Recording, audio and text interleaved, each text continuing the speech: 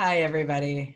I'm Dr. Kate Truitt, and I'm here today with Sarah Schupack, who is a licensed marriage and family therapist. She is also a trauma expert and has been doing a lot of really moving work helping people move through and navigate the experiences of grief and loss during these really unique times. And so, Sarah, thank you so much for joining us today. It's my pleasure. Thanks for having me. You're such a wise soul, and I always appreciate your wisdom. So I Thank just you.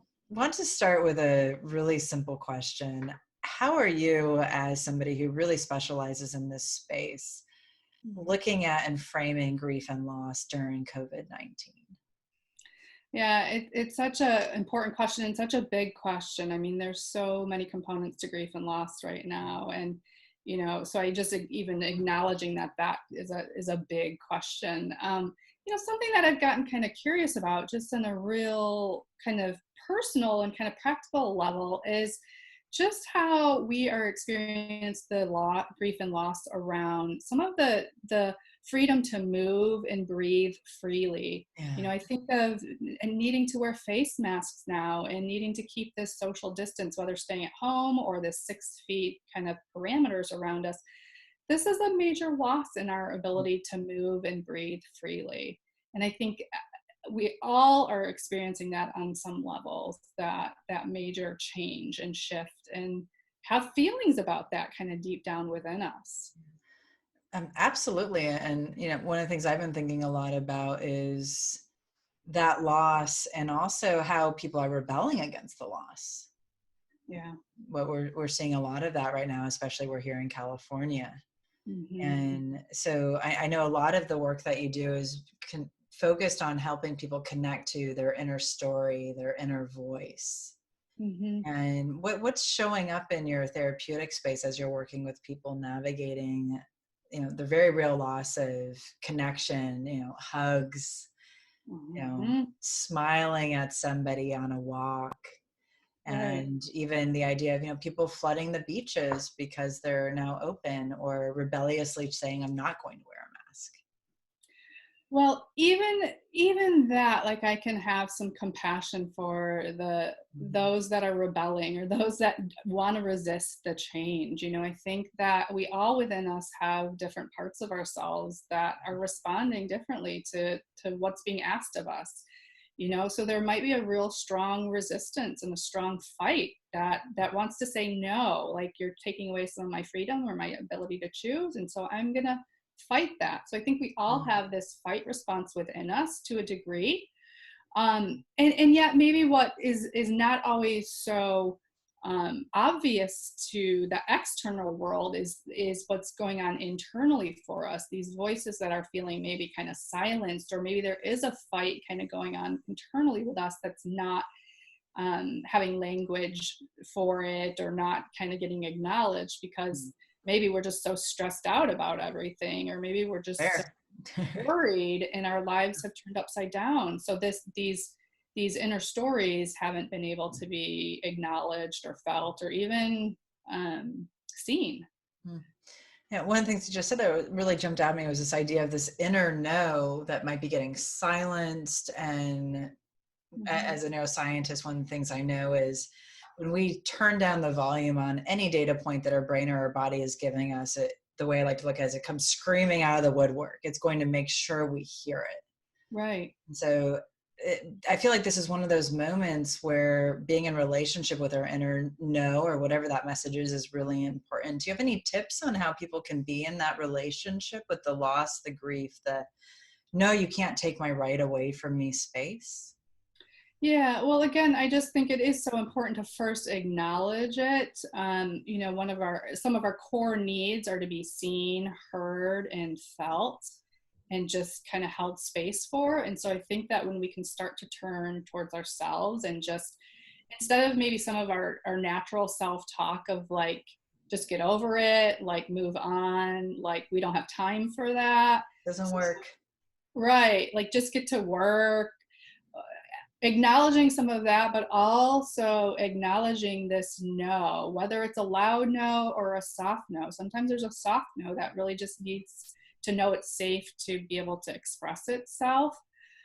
So I think starting with this quality of some curiosity for ourselves, starting with a curiosity and just a little bit of compassion for ourselves with everything that we are going through and having to kind of hold on to. It's a lot. Yeah, Um, the understatement of the century. It's a lot. it's a lot. So that's my first tip of just starting to create space to honor what is going on with ourselves internally. And acknowledge, move into relationship. Curiosity is one of my all-time favorite words. So I love that you brought that up. Be Mm-hmm. curious about what this message or this data is. And then you Mm-hmm. mentioned compassion. What is, so we're being curious about the energy that's coming up that's saying this has been a major loss. I mean, I was reflecting the other day on, I was walking my pup, and she's a notoriously little yappy dog, and I love her to bits, but she just does like to bark at squirrels and say hi.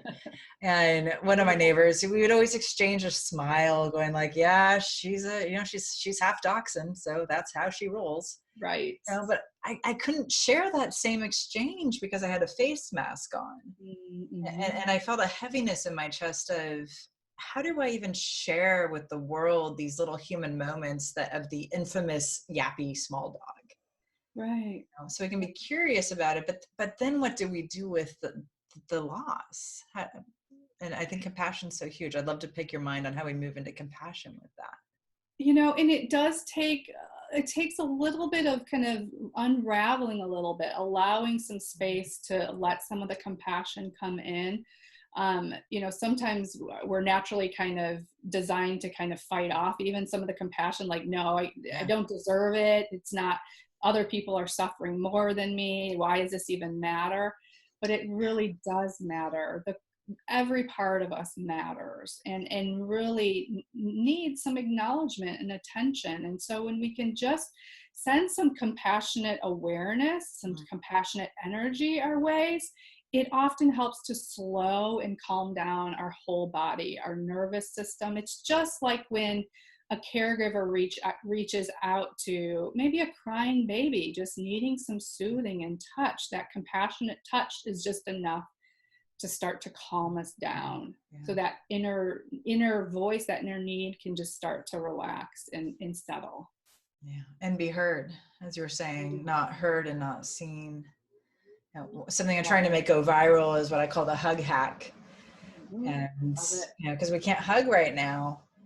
Right. And what it's the recognition that doing that for ourselves, regardless, that human touch Mhm. gives us the neurobiological experience of being held, Right. and We need it. how important that is. Right. Especially now, especially when we're walking through some of the most difficult territory any of us have walked through. Yeah.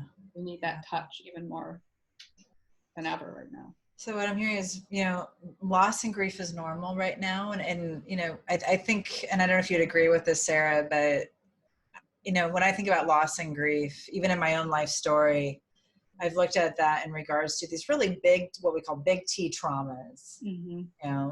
The loss of losing my fiance at 29, or having encephalitis and having brain damage. I mean, just two big T traumas in my own life. Right. And I think right now we're all navigating a lot of small T traumas with grief and loss, sharing a smile in person, hugging, Mm-hmm. those little small interactions. Yeah, and are just as important. I think, again, sometimes we can try to justify, well, this is important because it's a big T, but the little t shouldn't matter, right? But it does matter. Little things like having to wait in a line to go into our favorite store, or not being able to go to our favorite store because the line's so long, or having to cover our mouth with something that's kind of just uncomfortable and blocks our natural breath. These are the small micro changes, but that are real and are hard. And I think, like, I love that you put it in that language, that these are like lots and lots of little T's. So starting to really acknowledging these is really important right now. And then wrapping that with compassion. Mm-hmm. You know, and I know you're familiar with Dr. Krista Neff's work, and I'm a huge Krista Neff fan who, if you could just go on her website, she's a plethora of amazing shareware activities for doing self-compassion work. Mm-hmm. And, you know, just saying, hey, self, it's okay. And with grief, you know, anger is natural with grief. Frustration's natural. And then one of the things you talked about, Sarah, that I thought was also so important was when we turn towards the message with curiosity, it creates space. Mm-hmm. And so we can say, yeah, I don't want to wear a mask and I want to see my friends. And so the pull to go engage in the world around us and the frustration that we can't. And then saying, you know what, all that makes sense. All of it makes sense, and it's hard, and this is not an easy space to be in. Yeah. So is there anything else that you would like, you know, everybody to know about grief and loss? I mean, what a ridiculous question. Grief and loss is so deep and so big. But I know you came up with some really beautiful opportunities for how people can think about and honor this human experience. I mean, this is a global experience, which is just profound to me.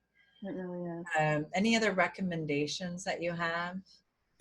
Well, and it also makes me think of those that maybe don't even know what compassion is or what it feels like or looks like. I have compassion for you because I have been in that space before too, of like, what do you mean compassion, like self-compassion? And so it is a journey of really kind of being able to start to understand that and embrace that and feel some of that. And so maybe for those people that it feels really weird and foreign, maybe just thinking about a close friend or somebody who is really a helpful like listener or nurturer, somebody that has some nurturing qualities to them, and what they might say to you or how they might talk to you or how they might hug you or hold you. And so maybe thinking of them and having their face or image kind of with you as you experience some of these emotions can help really also create a felt sense of some of that compassion and that feeling, that internal hug. I love that you brought that up because that is so real. And you know, when we can love other people so well and not know how to bring that in. And I can talk about the brain science of that for years. But you know, that exercise, and Krista Neff has a self-compassion letter that really does this beautifully, which is imagine you're writing a letter to a loved one who is going through what you're going through. And then read that letter back. And then my hack is always read that letter back to yourself as you're giving yourself a havening hug. And It deepen just warms my heart. Yeah, hearing that, like, because it is a little easier sometimes to give compassion to others. We're designed that way. Yeah. I mean, it's crazy, but we really are designed to say oxygen mask everybody else first, but we know what happens. Has to be oxygen first and then other. So Sarah, thank you so much, Sarah. I mean, I know I look forward to many more conversations with you, which I know we will be having. I've known Sarah for a long time. She is going to be joining our new research initiatives with the Amy Research Foundation.